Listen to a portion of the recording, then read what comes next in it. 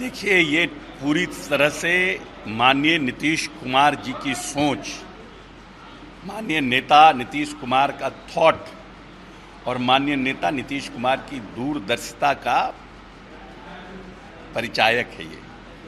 ये जो योजना माननीय नेता ने लाया, इसके लिए ज्ञानी जेल सिंह ने ये बात माननीय नेता ने बहुत प्लेटफॉर्म से मीडिया को भी बताया है, अपने पार्टी के लोगों को भी बताया है कि कैसे इनके मन में ये भाव आया।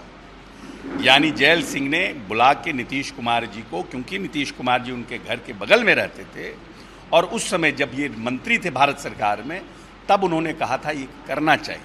और उस समय के तत्कालीन प्रधानमंत्री जी से जाकर के माननीय नीतीश जी ने बात किया था और अपने नेता क्या नाम है, जो हमारे उस समय के समाजवादी नेतागण थे, उनसे भी जाके मधुलिमे जी इन लोगों से बात किया था और उन्होंने सब लोगों का विचार था कि एक अच्छा इनिशिएटिव। और उसके बाद उन्होंने तत्कालीन प्रधानमंत्री जी से बात की थी, परंतु उस समय का जो जातीय जनगणना था वो अंतिम चरण में था। तो वीपी सिंह साहब ने कहा कि ये अभी इस तरह का कराना अब संभव नहीं है, लेट हो गया। और माननीय ये तो निश्चित रूप से ये भारत सरकार को करना चाहिए इस तरह का, लेकिन और इसी के लिए प्रतिनिधिमंडल भी माननीय नीतीश कुमार के नेतृत्व में सब लोग गए थे और ये सभी पॉलिटिकल पार्टी ने इसका साथ दिया था और सब लोग प्रधानमंत्री से मिलकर आग्रह किया था कि ये देश में होना चाहिए। लेकिन उस समय क्योंकि नीयत साफ नहीं थी तो वहाँ से रिफ्यूज़ल हो गया। तो माननीय नेता ने निर्णय किया कि ये हम प्रदेश के स्तर पर करेंगे और उसके बाद सभी पॉलिटिकल पार्टी के साथ बैठ करके किस तरह से ये काम होगा, कैसे किया जाएगा, किस फेज में होगा, सब पर चर्चा करके उन्होंने कराया। अब कोई आदमी कहता है कि पक्ष ठीक से नहीं रख पाए, कानून ठीक से बना नहीं पाए। यही बात इन लोगों ने, याद होगा पंचायत चुनाव में भी इन लोगों ने, नगर के चुनाव के समय भी इन लोगों ने अड़ंगा लगाया था आरक्षण को लेकर के। इनकी नीयत तो साफ नहीं है ना, इनकी नीयत साफ नहीं है, इसीलिए ये तो अंदर अंदर खुश हो रहे हैं, लेकिन एक बड़े तबकों को नाराज नहीं देखना चाहते हैं, तो उसके लिए इस तरह का बयान भी दे रहे हैं, कहीं पे निगाहें कहीं पे निशाना। इसलिए हम लोग कमिटेड हैं अपने लोगों के प्रति, प्रदेश की जनता के प्रति, जो बड़ी आबादी आर्थिक रूप से कमज़ोर है, चाहे वो अनुसूचित जाति हो, अति पिछड़ा हो, पिछड़ा हो, माइनॉरिटी हो, महिला हो, उच्च जाति के हों, उनके लिए भविष्य में कैसी योजनाओं का निर्माण किया जाए जिससे वो मुख्य धारा में आ सके, उसके लिए हम प्रयत्नशील हैं और आगे भी हमारा प्रयत्न जारी रहेगा। कोई हमारे बारे में कुछ भी बोले, मेरे नेता के बारे में कुछ भी बोले, उससे हमको कोई फर्क नहीं पड़ता है।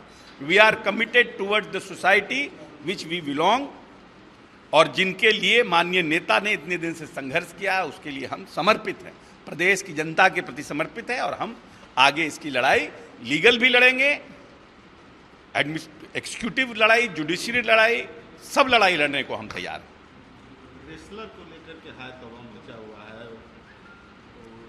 जो राष्ट्रीय कुश्ती संघ के अध्यक्ष हैं, चेयरमैन हैं, उन पर आरोप लगे हैं, प्राथमिकी दर्ज हुई है, लेकिन अभी भी रेसलर जंतर मंतर पर अड़े हुए हैं उनकी गिरफ्तारी को लेकर के, लेकिन पुलिस रात में आकर के उनके साथ अवैध व्यवहार कर रही है। नहीं, ये बहुत ही दुर्भाग्यपूर्ण है। कभी भी कोई भी स्पोर्ट्स पर्सन जब देश के लिए लड़ता है या देश के लिए खेलता है और जब जीत कर आता है तो उसको एज ए नेशनल हीरो हम सब प्रोजेक्ट करते हैं और हर कोई देश का आम नागरिक से लेकर के देश का खास उनके साथ तस्वीर लेकर के और सोशल मीडिया पर साझा करता है और अपने आप को गौरवान्वित महसूस करता है कि हम इनके साथ तस्वीर खिंचाएं। और वैसे लोग जो ओलंपिक में, एशियाड में देश के का प्रतिनिधित्व करके और पदक लेके देश में आए हैं, उनके साथ अगर दुर्व्यवहार किया गया है और किसी न किसी तरह से उनको परेशान किया गया है, वो लंबे समय से अपने मांग के लिए धरना प्रदर्शन कर रहे हैं, तो निश्चित रूप से सरकार की ये जिम्मेवारी बनती है कि उन चीज़ों को बैठकर सॉर्ट आउट करें, उनको कंटेंट करें, उनको आश्वस्त करें कि हम और हमारी सरकार आपके साथ है। लेकिन साथ रहने के अलावा जिस तरह की भावना उन लोगों ने व्यक्त किया, जिस तरह से लाठीचार्ज किया गया, जिस तरह से दुर्व्यवहार किया गया, हम समझते हैं कि ये इसकी जितनी निंदा की जाए उतना कम है। बजरंग दल को लेकर के पूरे देश में है और खास करके कर्नाटक में, अब कर्नाटक के बाद अब तो बिहार में भी बात उठने लगी है, बैन लगाने की बात उठ रही है, इसको लेकर के अगर कोई ऑर्गेनाइजेशन किसी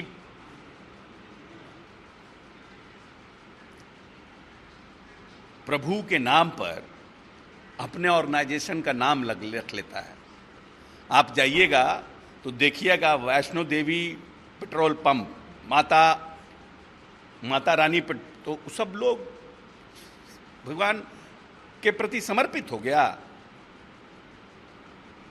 बजरंग नाम रखने से तो वो लोग बजरंग बली हो गए, हनुमान जी हो गए, उनका काम सात्विक हो गया। कभी आपने देखा है लाठी डंडा लेकर के हनुमान जी को घूमते हुए कहीं? ये लोग तो धर्म धारण करने का चीज है, धर्म को धारण किया जाता है। आप अपने परिवेश में आपको लगता है कि हमको क्रिश्चियन होना चाहिए तो हिंदू क्रिश्चियन बन जाता है, क्रिश्चियन को लगता है हमको मुस्लिम बन जाना चाहिए, क्रिश्चियन मुस्लिम बन जाता है, मुस्लिम को लगता है हिंदू बन जाना चाहिए, मुस्लिम हिंदू बन जाता है, हिंदू को लगता है हमको मुस्लिम बन जाना चाहिए, वो मुस्लिम बन जाता है। बहुत देश में उदाहरण है। धर्म तो धारण करने का चीज है ना, कि आप किस धर्म को धारण करते हैं। लेकिन धर्म में तो कहीं ये नहीं लिखा हुआ है कि आप किसी को पिटिए, किसी धर्म को आप अपमानित करिए। जो हमारे फोर फादर्स थे जिनने आज़ादी की लड़ाई को लड़ी और उसके बाद इस देश का आज़ादी के बाद निर्माण कराया, उनकी भावना क्या थी? पटेल जी को इतना भजते हैं, वल्लभ भाई पटेल जी को क्या किए थे वल्लभ भाई पटेल जी ने? उनका कोट, उनका किताब तो पढ़े ये भारतीय जनता पार्टी के लोग, कि उन्होंने क्या क्या कहा था धर्म के बारे में और क्यों उन्होंने आरएसएस को बैन किया था। पढ़े तो उनकी क्या भावना थी। सिर्फ बड़ी मूर्ति लगा देने से वल्लभ भाई पटेल के प्रति आप समर्पित थोड़ी हो जाते हैं। उनकी भावनाओं को आप अपने में समाहित कर पाते हैं कि नहीं कर पाते हैं, वो ना देखना है। अब बजरंग दल को बैन हुआ तब करें कि हम हनुमान चालीसा पढ़ेंगे। अरे बजरंग दल से हनुमान चालीसा को क्या मतलब है भाई? जितना लोग भगवान नाम के नाम पे अपने बाल बच्चों का नाम रखता है वो सब सनातन हो जाता है क्या? मांस मछली छोड़ देता है क्या? लहसुन प्याज छोड़ देता है क्या? ये तो धर्म को लोग यूज कर रहे हैं अपनी पार्टी को बढ़ाने के लिए, धर्म का उपयोग कर रहे हैं।